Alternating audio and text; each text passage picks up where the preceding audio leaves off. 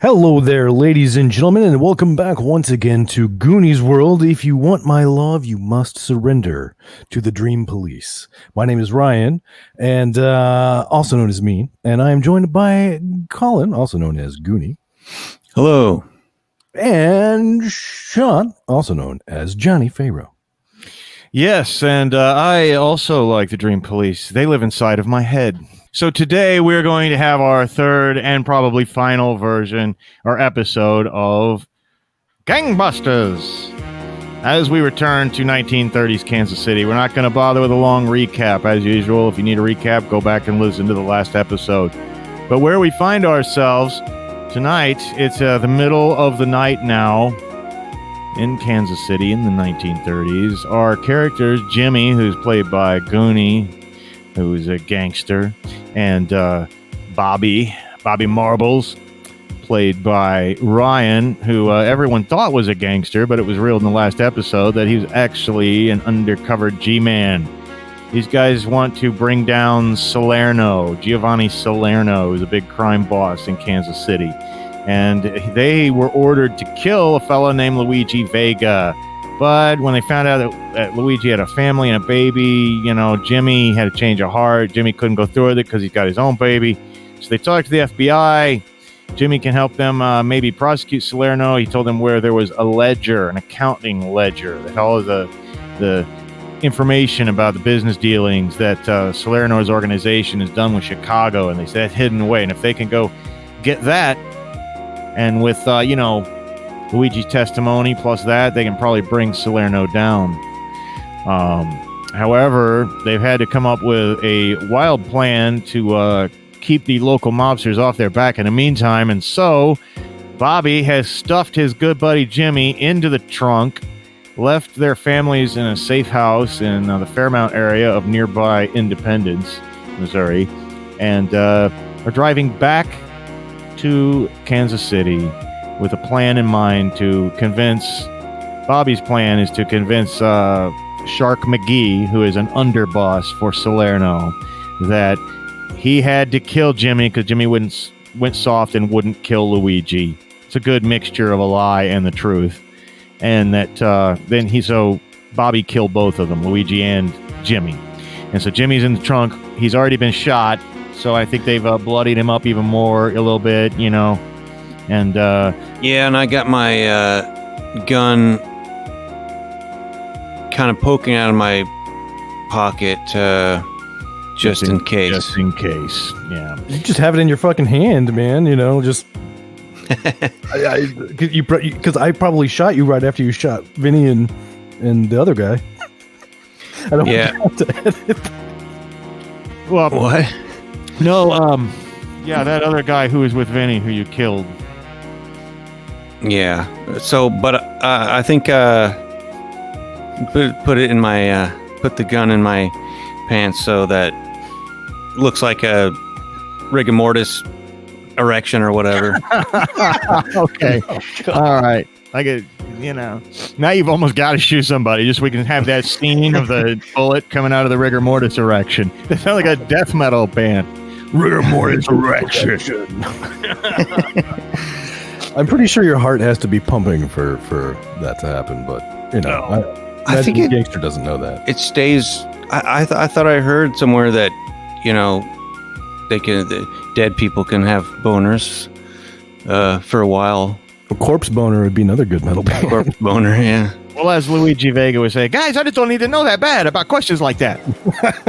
But where we're going to open our action for tonight is that you're going back to the Pipefitters Union building at 10th and Independence Avenue. So really, that's a straight shot up Independence Avenue from Fairmount and Independence up to 10th Street. And you cross, you go into kind of an unincorporated area and cross over a small river. And finally, it's the Blue River. And finally, you end up in...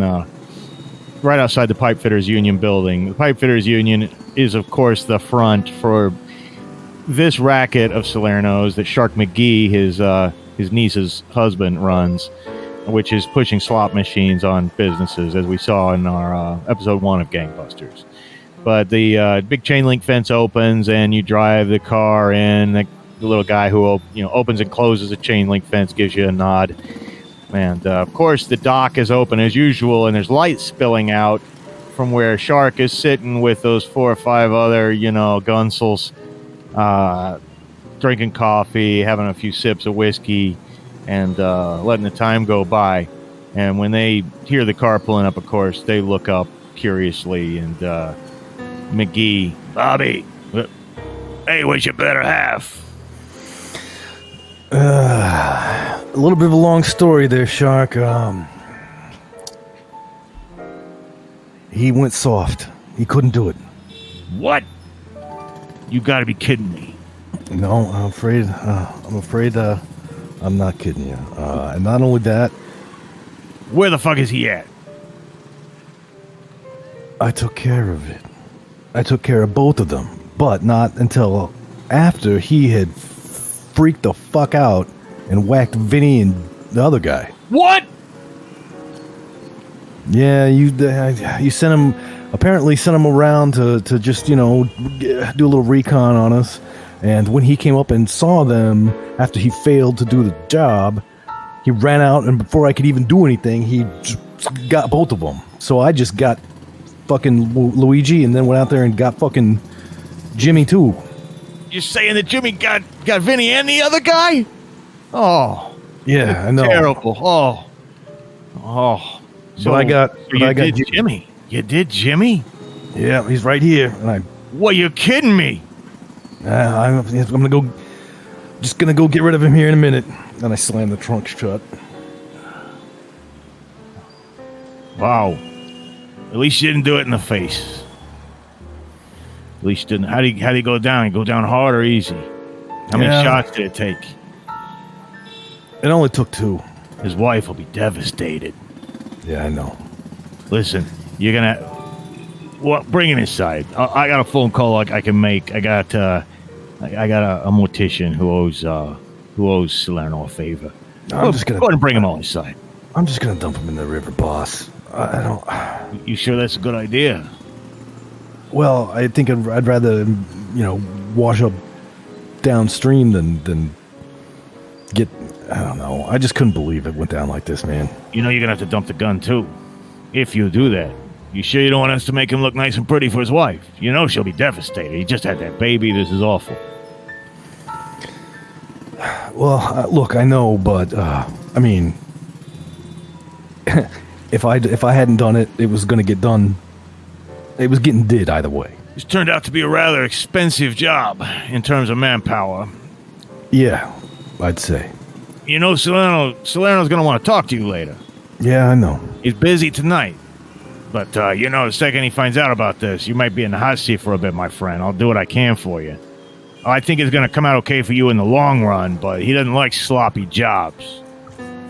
Well, fortunately, it wasn't my fault. It was fucking Jimmy. Well, it's not me that you're going to have to convince. You know what I'm saying? I understand. This might be the last good night's sleep you get in a while, so I would go home and get one. All right, as soon as I dump this fucking corpse off. All right. Oh, Jesus. This is terrible. I got to call my priest. And he turns and goes back inside. And what do you do now? Just hop back in the car and head in the direction of the river, and then head up north, loop back around, and go back to Independence. Okay. Yeah, so you head up towards, like you're heading for the Hannibal Bridge, and then you loop back around and head back towards Independence. Well, paying very, very careful attention to whether anyone appears to be following me. Okay. And you're going back to Independence. Why? To drop off Jimmy. Well, actually, we should both go to, was it the Bellerive? Oh, I thought we were going to do that tomorrow. We can do that tonight, though. That's fine. Well, we don't have much time for, I don't know.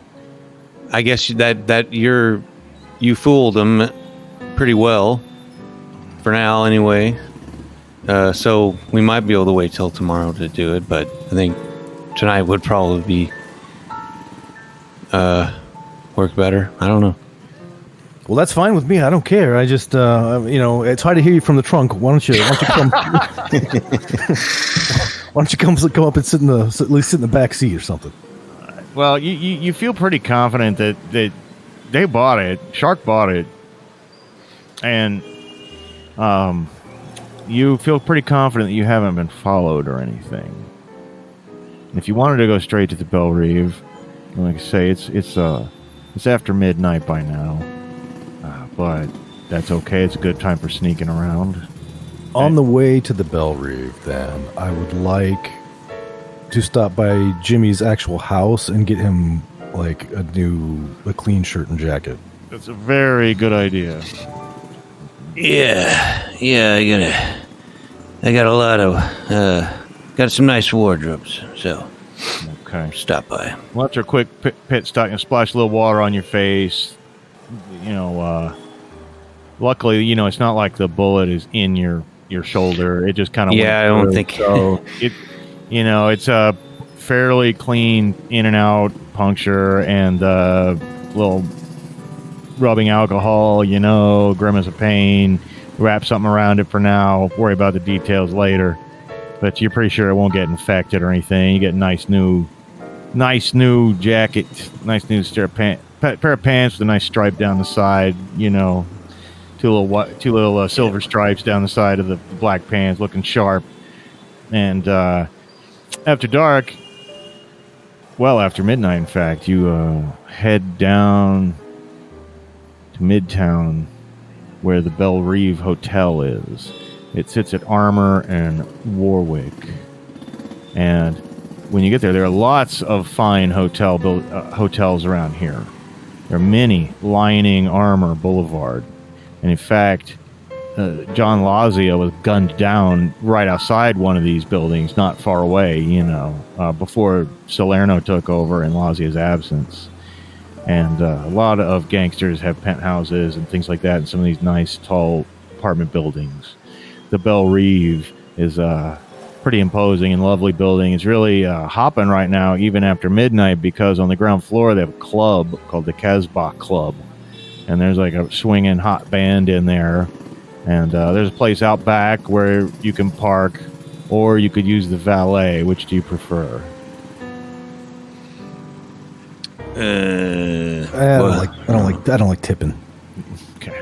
We'll assume you park out back where there's a lot of service parking and other things. The people who are staying long term, and things like that. And you park the car. There's a back door where you can access the lobby from the back. And you walk past a bank of swanky elevators. Man, there's a flurry of activity in here for it being so late. The Casbah Club opens onto the lobby off to your left, and otherwise it's just a really beautiful hotel.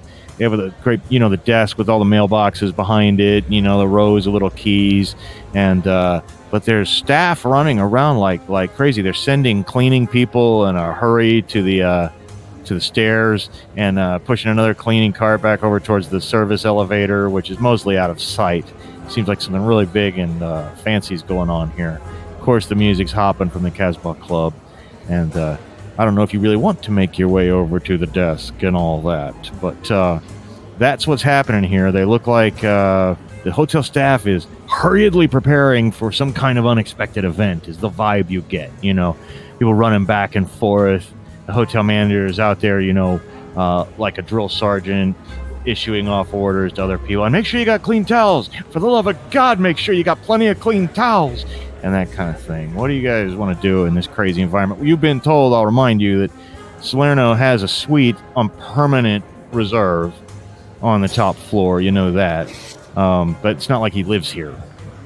He uses it for meetings and probably for his mistress and apparently to keep a ledger in and other things he doesn't want in his house. Well, I think we should just get in the freaking elevator and just go up there and see if we can get in. I don't want to be seen here. Let's get the job done. Okay, well, outside, as you're waiting for the elevator, you press the button, and outside you can tell there's a flurry of commotion out front. You see like a couple of flash bulbs go off from cameras, and there's a limo pulling up outside. Just then the Who the hell's that? The elevator door opens. You want to get on the elevator? You want to like hold the door open for while it, Yeah. Okay. Wait just a second. I gotta see who this is. Some big shot. All right, Max, says the elevator operator, who I just realized would be in here, and the door wouldn't be like automatically closing on you because there's an elevator operator. And I imagine he's an African-American gentleman, probably wearing a uniform of some kind. And he goes, "Oh, that's the big man himself coming into town tonight. You didn't know that?" You don't mean I mean, our big Pendergast. man. No. I'm talking about our big man from Chicago who's got himself a permanent suite here all the times. Anytime Oh, he you like. mean that big man? You Capone? Wow. I gotta get his autograph. That's right. Al Capone's coming in. He come in here about 3-4 months. But you didn't hear that from me now, brothers. And he gets you. He's like so. That's not how he would have acted, but he's a little bit anachronistic. But he's ahead of his time. And so are you guys for letting him call you his brother. But he now what floor are you going to, my fine gentleman?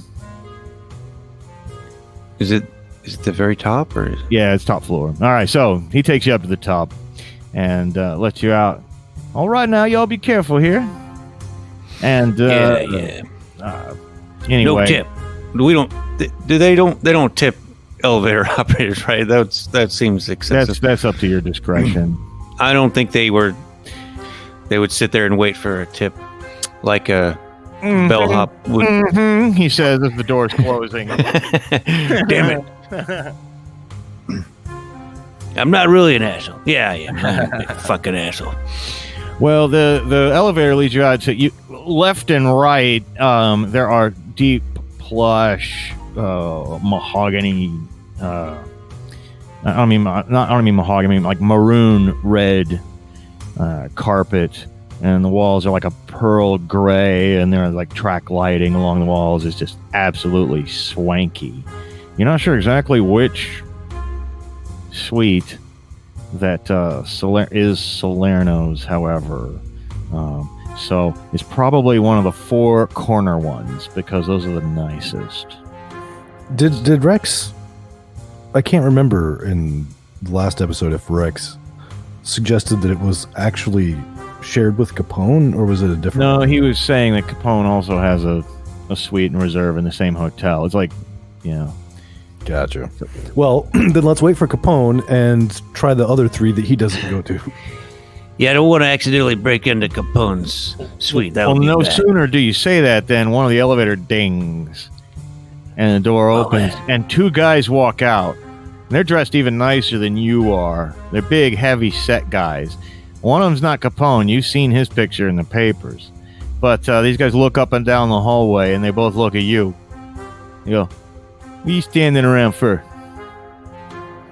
We're trying to figure out which suite is ours.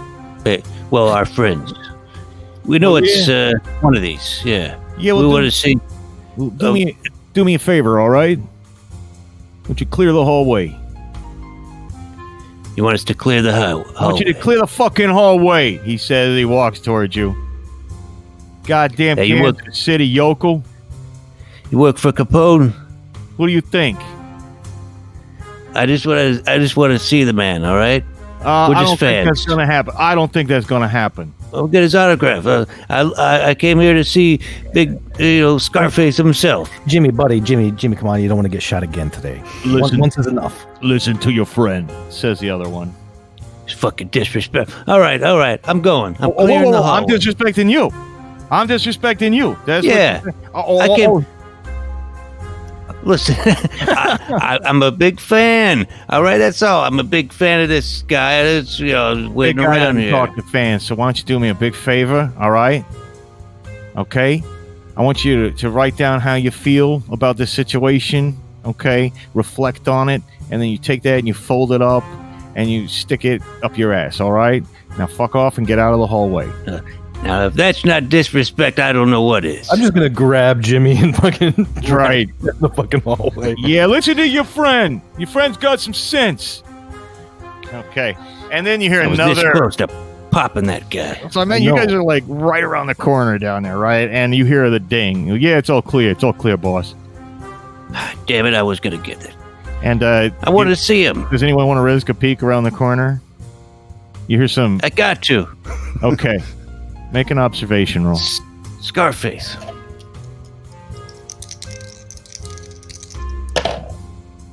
Yes, 29. Well, you duck your head back real fast because you see he's turning the direction you walked, right? He's probably coming for the suite at the very corner that you just ran to and turned around. But he's got like 2 dames on his arm, you know, and they've obviously been drinking. And he's got about a half dozen guys with him. And those other 2 guys you originally talked to are just still lurking out in the hallway by the elevators. And Al is telling a story, you know, to the girls, and they're all laughing, and all the guys are laughing like he's just brilliant. You know, and then I told him, hey, I don't care if you're the governor, all right? This is the way we do it in Chicago, right? Am I right, fellas? Oh, yeah, you're right, boss. Oh, yeah, you're right. You're real witty, boss. You got a real way with words, boss. And they're about to... So you got a long hallway to run down and turn another corner if you want to avoid them coming and turning the corner and seeing you guys in the hallway again, or whether you just want to keep walking casually or something, but wouldn't be good to be found lurking here, which you will be in about 30 seconds.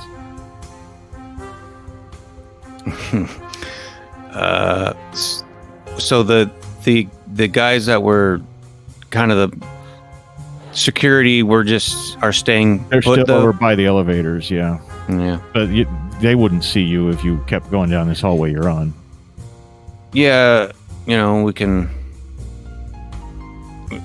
It's all right, I guess, if the other people see us, just not those guys. Yeah. All right. So, were you going to walk like towards them or away from them, like you had just been casually walking down the hall, or are you going to try to run so no one sees you at all, or what are you going to do? I'd like to head away, just keep distance from them, and then see where they're going. Yeah, I just want to make sure we know which rooms they're going in. You walk down the hallway, risking the occasional backward glance. And then it's awkward as hell because they don't stop at that corner. They turn and start walking down the same hallway you're walking down, but you're far enough ahead of them, you know what I mean? So I imagine you turn the next corner, and then they go to that corner room. The one that you would... So you hear the door open, and the girls are laughing. Right this way, ladies, says Capone. And everybody goes in laughing, having a big party. And luckily you've avoided... you got to see the big man, though, himself, Scarface. Mm-hmm. And so you know that one isn't Salerno's. All right. Well, then the next one that we would hit, continuing around the building at the next corner, I think we should try that. All right, well, it's not like they got like a nameplate on the door or anything like that, but I imagine that... listen in. I want to... Yeah. Well, hopefully there's great idea. Nobody listen. in it, but well, yeah, I'm going to give listen. Give it a listen. Yeah, poke your ear up to the door. Make an observation roll. I did not get it. You feel quite confident that there's certainly nothing loud happening in there. Yeah. I'm going to knock on the door. There's no answer. Seems all clear. You know how to pick a lock, Jimmy? I actually never did that kind of stuff before. Well, it looks like it might be up to you. You've had a little training in that area, Bobby, so why don't you go and make an agility roll?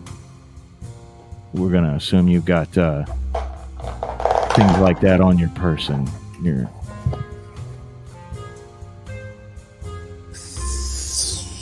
No, I fail. 69. Well, you're sitting there trying to get the lock open, and it doesn't sound like it's working, and then you hear the elevator ding again from like way down the hallway.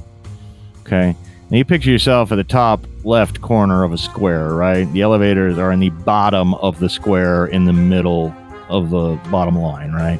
Right. So depending on which way they're walking, but you do hear, it's hard to hear footsteps, but you can see shadows coming down the hallway, like people are going to come turn that corner like they're heading this way towards this suite maybe.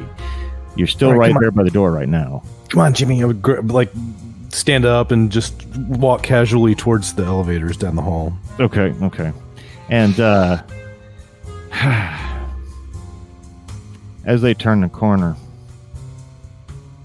Salerno drops his jaw as he looks at both of you. Hey, boss, how's it going? And he's got about 4 guys with him, all guys you kind of recognize, but they don't work there at the Pipe Fitters Union. They're guys that you saw hanging around with him at Yancey's gym earlier tonight. And so that's what you do. Hey, boss. He's like, Hey, what's going on? well, fucking well. And all of What are them, you talking about? kind of reach. I just had the craziest phone call. I was just downstairs in the club. Manager calls me over. Shark McGee's got a little story for me. Apparently, I see now that Shark McGee is a excellent fucking fiction writer, apparently. Or some motherfucker is. Now, you fucks back right up and you back up to that room. What are you doing up here anyway? I got bad feeling. Fellas, convinced Coming to meet you. All 4 of the guys he's with, they all draw their guns. Hey, easy. All right, just back on up into the room, fellas. We're going to have a nice little talk. Maybe, Yeah, let's have a chat. Maybe you got a song and dance where you can sing your way out of this. And if you go I think along Shark's easy, the one that's been telling stories. well, he whispers to one of them, and one of them walks off down the hall. And the other 3 kind of herd you into the room. One of them unlocks it, and you see it's beautiful, sweet, nice. It's got low, dim, night lighting in here already, but one of them hits the lights. And no, turn the lights off. I like the dark for dark fucking business. This is Salerno. And Salerno you sit down there, have a couch. Why don't you make yourselves a drink?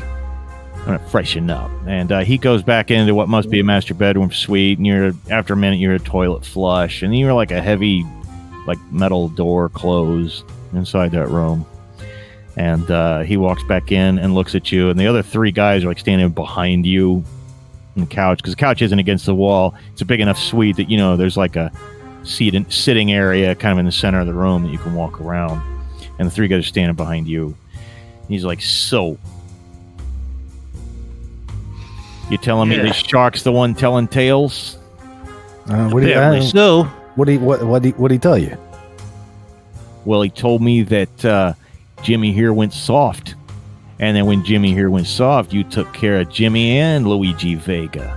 But apparently that ain't the fuck what happened. Apparently not. I'm still alive, and I never gone fucking soft. You know I'd never go soft. Well, And, I admit it was hard to believe. What? This fucking Shark guy. I don't know what if he's on fucking opium, if he's drunk. I don't know what his problem is, but clearly he's gone insane or something. Yeah. And then there's a knock on the door. Yeah, come in. And the guy who he whispered to, who walked off down the hall, opens the door, and Al Capone and 3 of his guys all walk in. Hey, Al, how you doing, buddy? And they give each other a hug and kiss on the cheek and say a few things to each other in Italian. And Mr. Capone. Yeah, and Capone Jimmy Carano here. He Shit. At first, he doesn't even make eye contact with Big you. fucking shot. Don't even look at me. What's with this guy here? Hey, Mr. Capone, Jimmy Carano here. Just a big fan is all. Well, just saying hello, that's all. Actually, I thought you might like to meet Mr. Capone, Jimmy, says Salerno. Because, you and Al got a lot in common. Turns out, Jimmy here, he's a baseball fan. Did you know that, Al? No shit. Yeah, Al here, he's a big baseball fan. He got a beautiful... Check this beautiful thing out. And, from the hallway, they hand in this big baseball bat. And Al Capone takes it in his hands. And so Jimmy here was just telling me a story about how my good friend Shark McGee. Al, you were at his wedding, right? I was at his wedding. And yeah, they say that I guess he's turned against me. He's telling stories. The guy who married my niece, right? Who's the godfather to my children. guy is fucking Irish. He's Irish. He's fucking drunk. You know it. You got a problem with Irish people? No, but they like to drink. My mother Don't was they? Irish, you fuck, and she was a saint, and he backhands you. You gonna let him do it? Well, yeah, I have to. Yeah. I mean, he's already. Get a nice big backhand right across the face. All the guys laugh. I don't know. It sounds like you got. Funny, yeah. Sounds Funny. Al Capone says. He looks at Bobby and goes, "Who the fuck are you supposed to be?"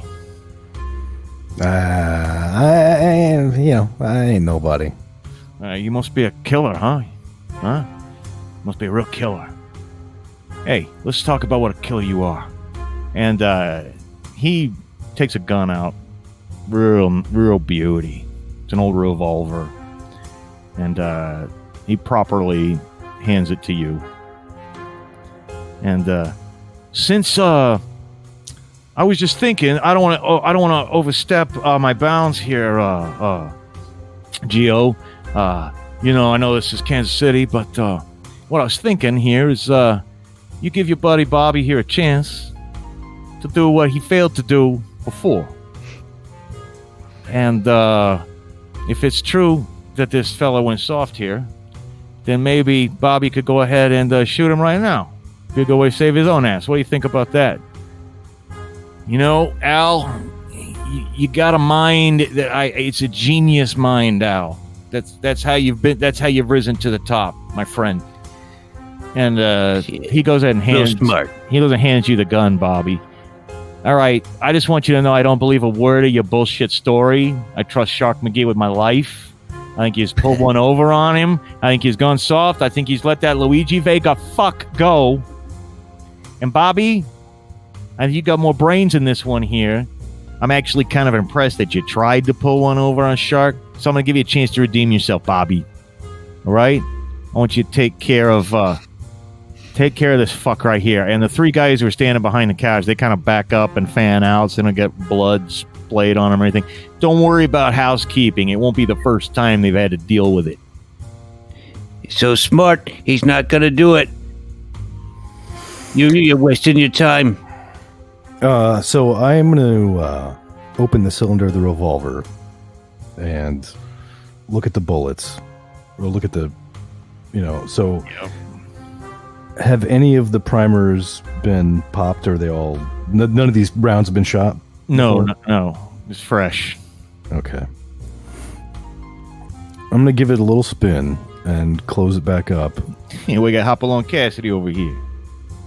Well, I mean the cylinder, not like the... Oh, okay.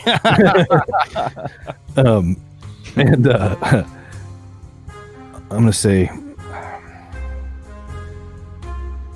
all right, Jimmy, should we go in the other room, or you want me to do it right here? And I'm not saying, I'm asking the other guys, not Jimmy. Well, I don't know. This is kind of a nice couch. I kind of like the couch. All right. Here's what we're gonna do.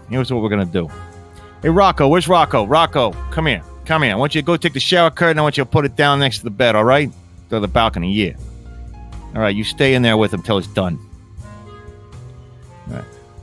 All right. Look, you guys, we're gonna play cards or what? Yeah, let's play cards. All right, let's play cards. And they sit down. They're right in that room and begin to play cards. And let's have a drink. Yeah, let's have a drink. Well, I gotta tell you, you got some personnel problems out here in Kansas City. Oh, don't worry, it's all taken care of. Don't worry, Rocco will make sure it happens. And that's that.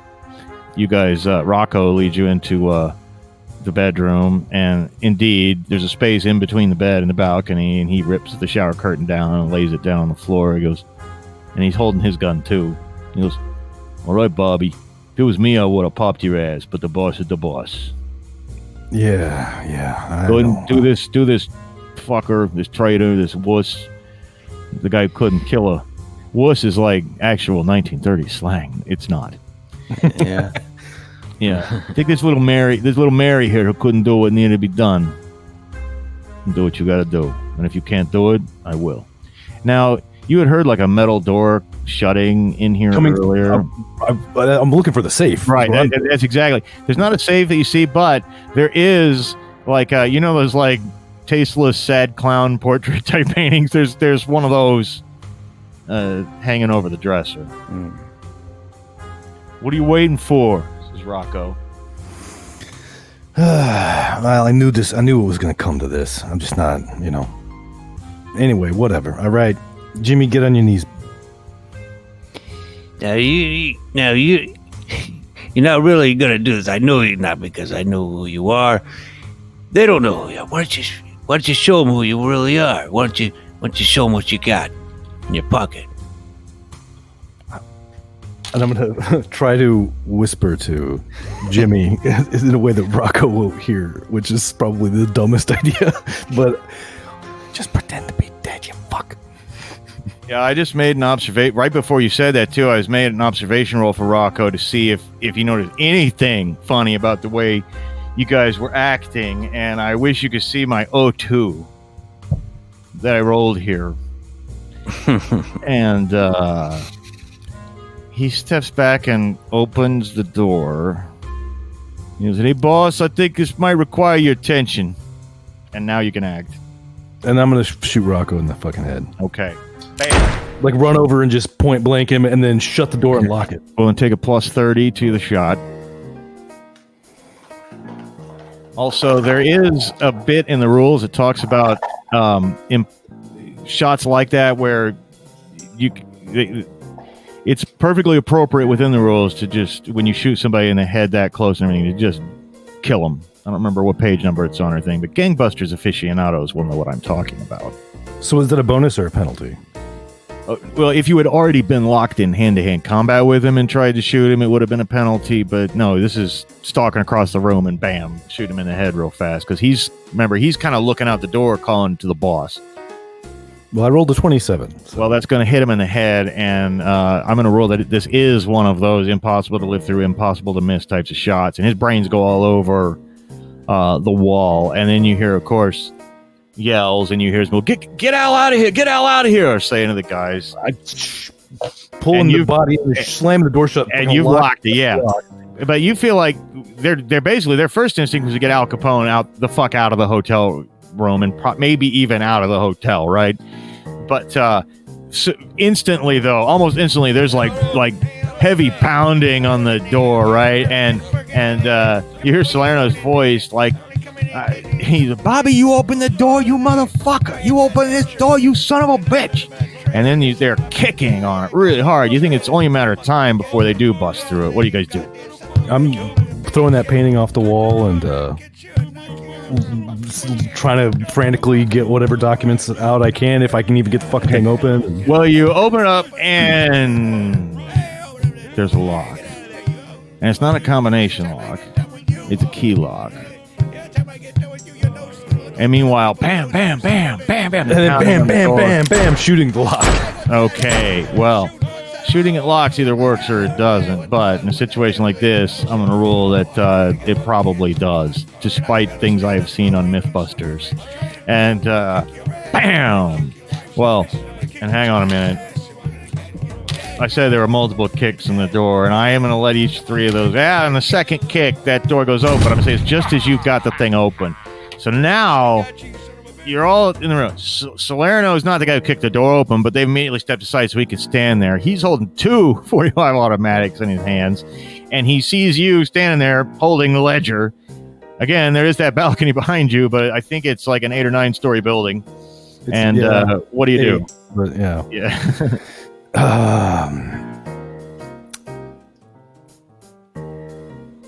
I'm going to run as fast as I can past Salerno. I mean, I was just going to jump out the window, but there's no surviving that.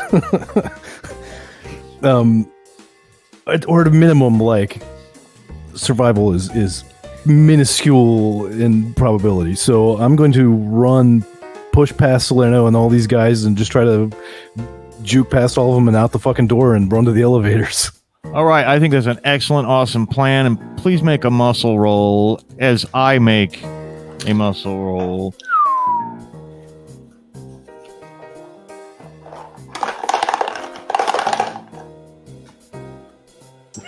98. Oh, I got a 14. And not for anybody, not for his guys, but for Salerno. And now you're locked in it, right? And unfortunately, you rolled a 98, which is pretty bad. So not only do you not get past them, okay, Salerno yanks the ledger out of your hands. And then he yells, "Take care of them, boys!" And he goes running off out of the room, out of the suite, maybe down the hallway. You don't know, but you're reeling on the floor. And don't you love a good critical failure, Jimmy? What do you do? Surely you're not just still sitting there on your knees waiting to be fake killed. No, there's three so of these guys. how many? Here. There's a tight doorway. It's a cluster fuck of a situation. Yeah. I'm gonna shoot him. And you do. All right, 57. 57 hits the first one. And he's the one who actually kicked the door open for Salerno. Wearing a mustard-colored suit, so we can call him Mr. Mustard. And you hit Mr. Mustard. You do the gun 6 points of damage. He staggers back a little bit. And Bobby, what do you do? I guess stand up, which is an action. So, well, maybe you don't stand up. I don't want to put actions into your mouth. Well, I didn't realize I got knocked down. I thought he just grabbed me and took the papers, but well, no, that's how I picture it too. It's more of a takedown, and he may give you a little kick in the side for good measure. well, I don't even give a fuck about these guys, and there's too many of them anyway. I'm just going after Salerno. All I care about is that fucking ledger. And I would too if I were you. And so I'm going to assume you try to do that same thing again. Just launch up off your feet, stagger through the doorway like you're playing football, and just bash right through these guys. Now remember, they're a little bit staggered too. I am going to roll for both of them, but first one got an 86, and you could be in luck. Second one got a 71. I got a 22 this time. This time you make it past them, and you're out into the living room where you guys just were earlier. And Jimmy, what do you do? Are they chasing after him, or are they just are the other guys just staying there? It just happened that very second. You just seen him leave the room. They're like, whoa, whoa, whoa, whoa. You know, like you can only assume they will, though. Mr. Mustard, of course, is in the way between you and them. Yeah, I'm gonna shoot him. Okay, and he's also gonna shoot you too, because I didn't give him a turn. So it just like bam, it like happens almost all at once. Did you hit him? All right. Yes, I rolled an 18. Okay, you've done 12 points of damage to Mr. Mustard. Mr. Mustard, unfortunately, has just rolled a 43, which for him hits. Tags you in the thigh on the other side of your body. Bam! And it's clean. It's a clean wound. The bullet passes through you and hits the wall, but that's another 6 points of damage. And I know you're already hurt, and I think you only have like 7 hit points left. That. Yep. Yes. So anyway, but Mr. Mustard is teetering on his last legs, like you'd think he's almost ready to die. Meanwhile, blam and blam. Ooh, well, there's another 98. 2 ineffective shots enter the living room from those guys you just blew past, Bobby. But you can get out into the hallway, and you just see Salerno turn. You know, you see just like his feet and back. You know, going toward all the way down at the end of the hall, turning the corners. But then the stairway doors by the elevators, you hear those bang, like he's run for the stairs. And of course, if you're going to chase him, there's only one thing to do. You know what I mean? To try to catch up. Why don't you make an agility roll to see? I mean, I'm picturing you just like Jesse Owens sprinting down this hallway, right? Trying to make up some lost time.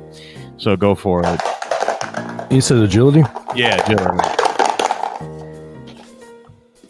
34. That's pretty good.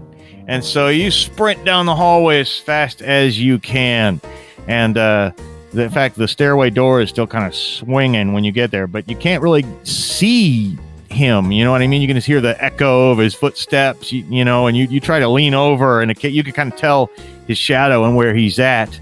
But unless you want to try to jump down or like... I absolutely jumped down a flight of stairs, or half a flight of stairs at a time. Right, that's what I was going to say. And now that's a plus 20 agility roll. You could fail it. It's a pretty easy thing to do, but go ahead and make that. But before you do that, I want to go back into the room with Jimmy. I'm sorry. Okay. And Jimmy, Mr. Mustard is kind of swaying, but all this is happening so much faster than we're describing it. But sounds like you're about to shoot at him again. I can hear those dice. Yep. 11. Okay, well, you tag him, and that one puts him down right through his throat. And he clutches at it, looks surprised for a second, and staggers back, falls on his ass, dies in a sitting position, in the hallway, leaning up against the wall. And you want to take off after those other, or you're going to have to get past those other two guys, but do you want to chase after Bobby rather than stay here and fight these guys? And damn it. I don't know why I'm acting disappointed that they can't hit you, but they still haven't.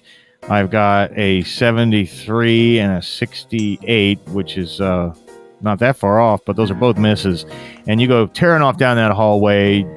You can kind of see when you get to the end of the hall, the stairway door swing. And meanwhile, make an agility roll at plus 20, Bobby, as you vault down those stairs.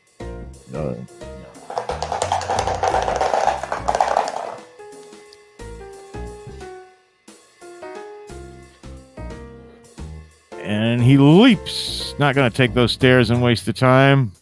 So it's a penalty, right? The plus 20 penalty. So I need a 40? No, you want to get under your... It's a bonus. Because it's not that hard to do. So you add 20 to your agility and then roll less than that. Oh, okay. Well, in that case, I got it. Okay. Yeah. Because it's not like super hard. We've all seen these. It just goes down like 6 or 8 flights of steps and then turns and goes down another and just all the way down probably 16 times. All the way down to the bottom. What I was modifying, whether I was modifying the roll or the actual. Yeah. The target number is modified. Now,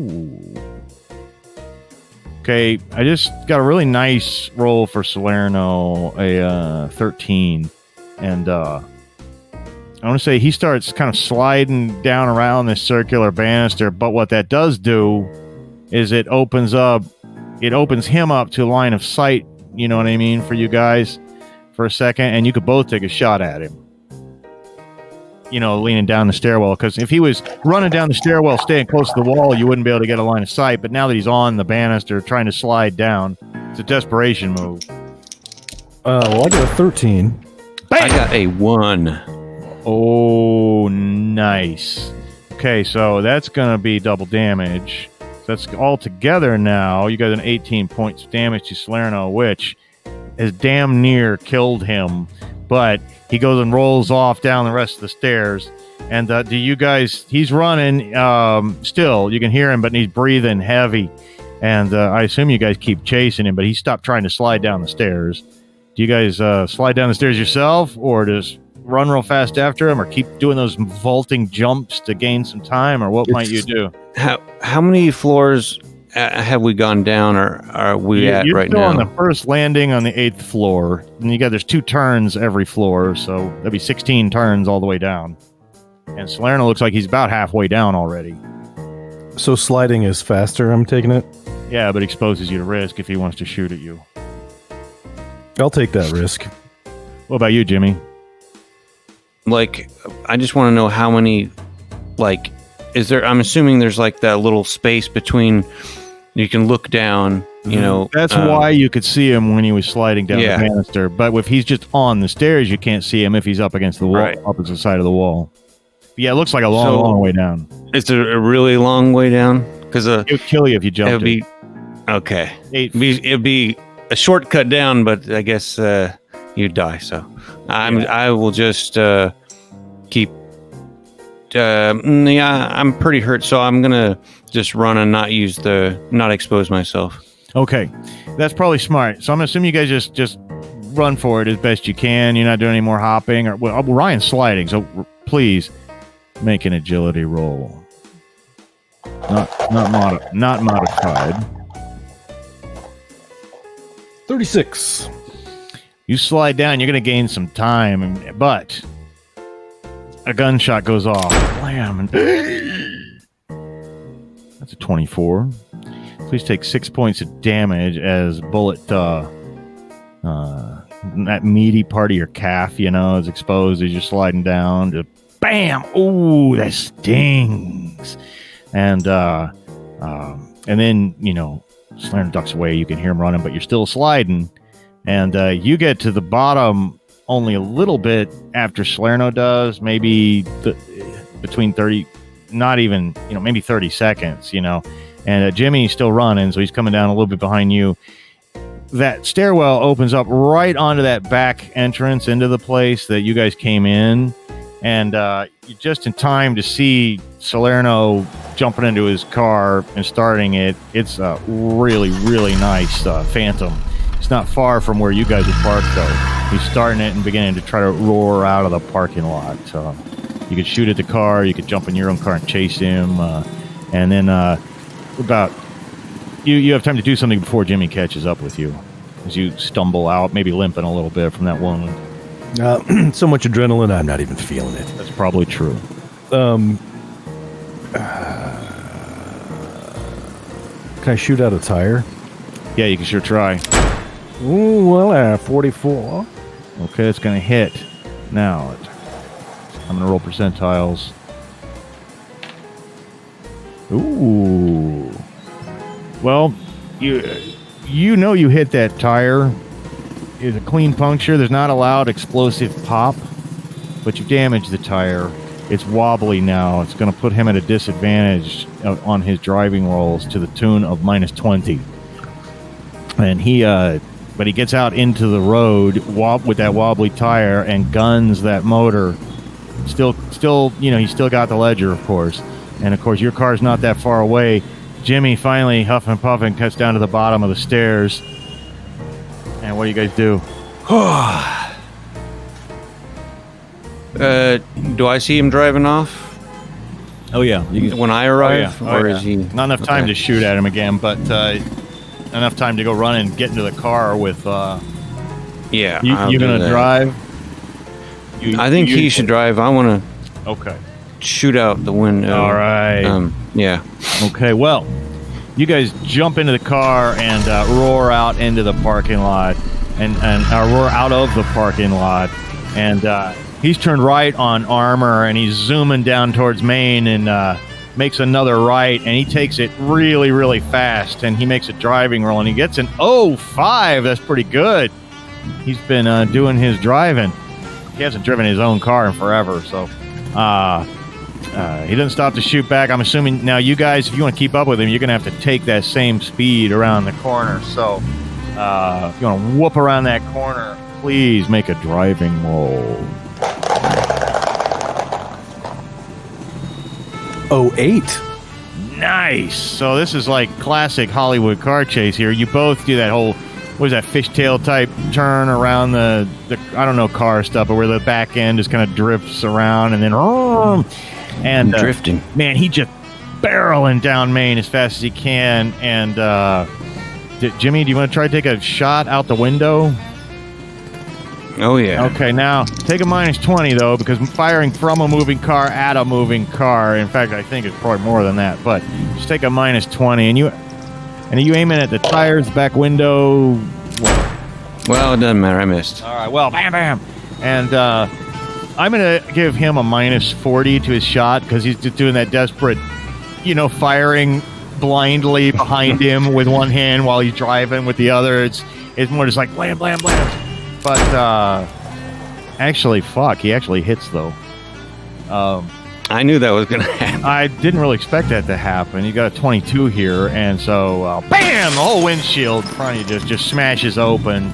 But you guys don't take any real serious damage, other than it would be considered bruises, damage in Gangbusters terms, light scratches and things like that. But it's big, dramatic, and now the wind's rushing in on you. But when that happens, please make a driving roll, because obviously that's shocking. You got to keep control of the vehicle. 16. Nice. You managed to keep that driving course at the Bureau really paid off. And now you guys are he's got a pretty steady place in front of he's pulling up pretty far ahead of you. You got to keep in mind the guy's got a Phantom, but it is damaged. He's been at a penalty to driving rolls. And now as we rocket down Maine, he's heading towards Union Station and Penn Valley Park and that area. And let's both make opposed driving rolls to see if you can gain on him. He has a 46 here, which is a success for him, but you could succeed more. 33. Well, you gain on him. Not all the way up to him, but much, much closer. Much, much closer. And if you want to fire again out the window, Jimmy, you can reduce that penalty down to a -10.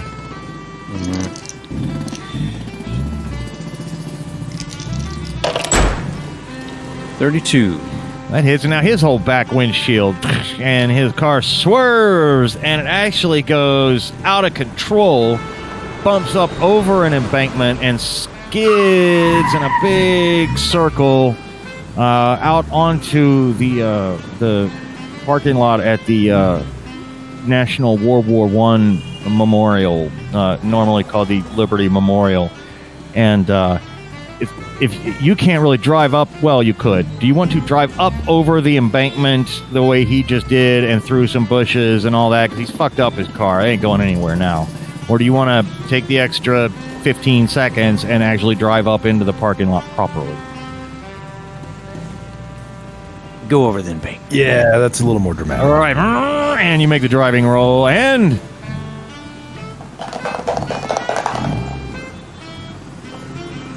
$98 again. Oh, no. Okay. That's so weird, the same number. Okay, yeah, you guys go up, you hit the embankment, and bam! The front of the car hits the embankment. The momentum of the back of the car flips the entire car, up and into the huge flip. Make agility rolls as you brace yourselves for this landing. Got mine, 28. 11. Okay, that's great. Because when in that bone shutter, the car lands perfectly right side up, but the suspension is shot, and you're not driving this car out of here.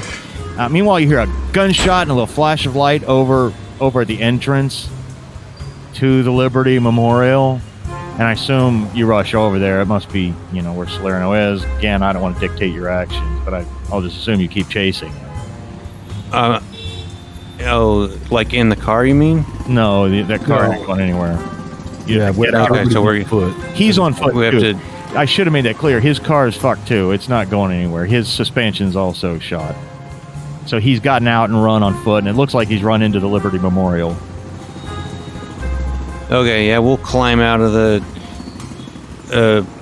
I guess it's not upside down. No, it's not upside down. But you're all like, it was a bone jarring, sure, but you had landed just right with your bodies that you didn't take any serious damage, other than you'll be stiff and things like that. But yeah, I assume you get out and of course your footsteps, echo across, because the plaza of the Liberty Memorial that it's all built on, for listeners who've never seen it is a real thing.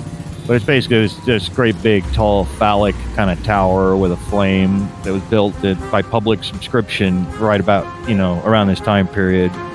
And when you get to the entrance, you see that a night watchman is laying there dead, bleeding from his head, and his key ring has been ripped off.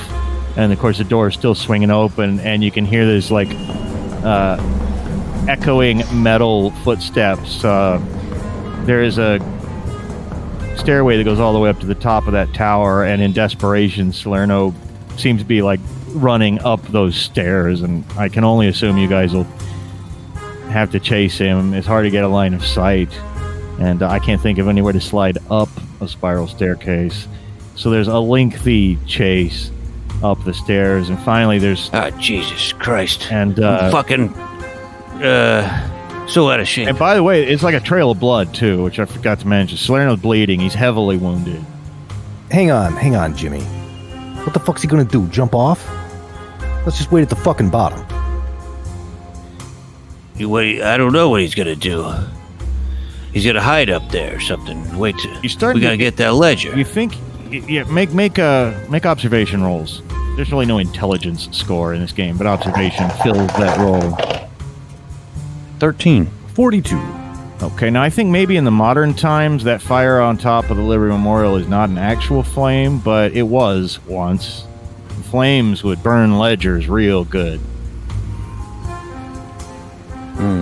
All right. it. Oh, well, if that's his intent, then yeah, I'll definitely follow him. You think that maybe that's his intent because where's he going to run?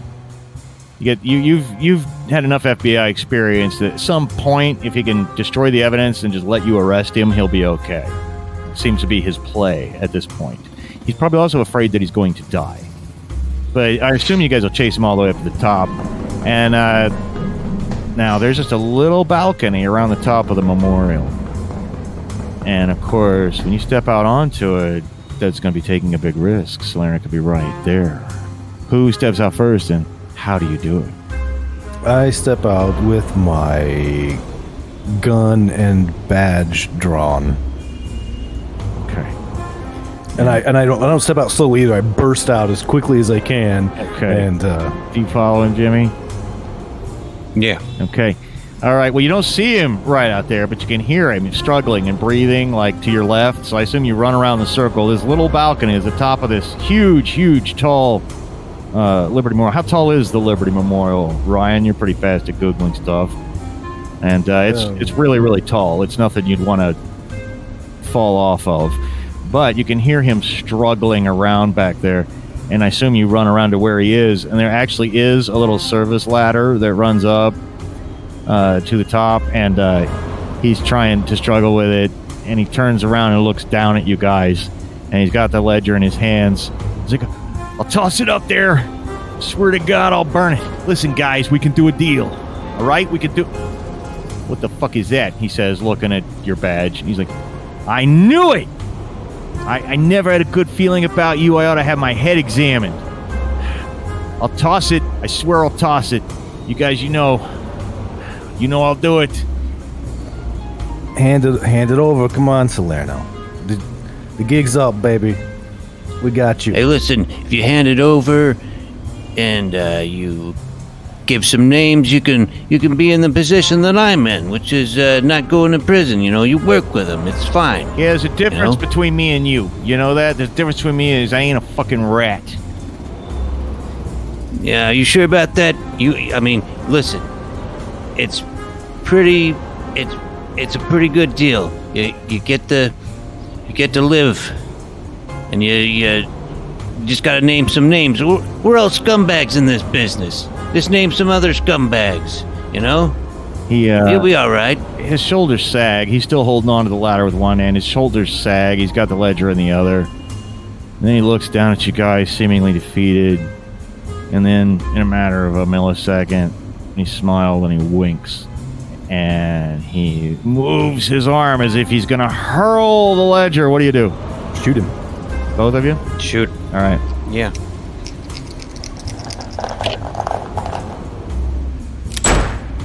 23. 18. Well, that's 12 points of damage, which is far more than he can possibly sustain. The ledger... I'm going to say... I've been waiting to say this. I'm going to say... I didn't go fucking soft. He's dying. Well, and he lives long enough to hear that, but the ledger falls from his hand and lands at the bottom of the balcony. But Salerno, being a little more top-heavy and everything, falls backwards, lands in between you guys with his back on the edge of the railing, but, you know, his head and shoulders pull him down over, and he flips over the railing, and he falls all the way down. All 217 feet. Yeah. And pops like a grape on the pavement. And you hold in your hands the ledger. Now, you realize that, well, you know, this ledger is supposed to put him away, and now he's gone. But as you look at the ledger and flip through it, there's a lot of names in this ledger. A lot of names. And I think I'd like to fade out at this point and fade back in after the passage of several weeks, if you guys don't mind, for a little epilogue scene. And we're at the Kansas City Municipal Airport near downtown. And Luigi is there, and his wife, and little Louie, and Jimmy, you're there. And Salvo is there. And of course, your wife and your little baby girl Bella haven't come here. But the reason you guys are here is you're here to, and your wife is here, Bobby. And the reason that you guys are all here is that to say goodbye. Bobby is being transferred. Bobby is ever since this ledger with ties to Chicago created interesting opportunities for the investigation against Capone that Elliot Ness is doing. Bobby is being transferred to Chicago to join up with Elliot's unit, which the press has referred to as the Untouchables. And so if you guys would like to say your goodbyes, I'll let you. Would you like to say goodbye to your friend, Jimmy? He's my friend now, is he? Hey, Bobby, is that even your real name, Bobby Marbles? Did you make that up? Well, I mean, it's it's fucking it's Robert, but I thought. But the marble part's right. It's true. Yeah, that's true. I just thought it was. I thought Bobby Marbles sounded better than Robert. Yeah, well, you fooled me. I thought you were one of us, but hey, I thought I was one of us. I guess I'm not. I guess there's no us. I guess I'm fucking stool pigeon now. So you're one of us. Yeah, the us is feds. Well, I'm a fed now. Well, says Agent Rex Salvo. That leads me to something I wanted to talk. Where's my badge? You'd kind of taken some of the fun out of this for me, but I was going to say that now that Agent Marbles will be leaving the Kansas City area, I was curious as to whether you're interested in a job, Jimmy. Well, it beats working at the grocery store or something. I got no other skills, so. Listen, go home and tell your wife to pack her bags. You guys are taking a trip to Washington for a few months. D.C. Washington, huh? What am I going to be doing in Washington? Is that where you train us? You're going to be going to school. I'm back to school. All right. All right. Listen, That's fellas. crazy. Fellas. Luigi comes up. Jeez, I knew I it. just gotta say, from the bottom of my heart, you've saved my life, guys. You've saved my family. And I got some great news. I got some wonderful news to share with you.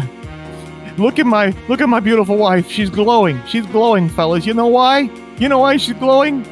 I'm happy to say I'm pregnant again. Yeah. And you know what we're gonna name the baby? We're gonna name the baby Jim Bob. After you guys. So that's fucking terrible. Come here, man. you guys. You know what? I'm gonna give you a big kiss. Come here, you big luck. Come here. And there's kind of a big group hug, and we'll fade out with that happy ending. And that's it. I'm gonna shoot him. No, don't do that. That would just ruin everything here at the last minute. You would not get that job with the FBI. So that's it. That's the end of this Gangbusters adventure. But we never know that in the future, these two guys may end up working together again, in some other city against some other gangsters. So we'll wait and see. And in the meantime, stay tuned next week because we're going to play something else. Actually, we're going to be on break next week, but after that, we'll be playing something completely different, and we'll keep that a secret. Good evening and good night from the world of Gangbusters. See ya.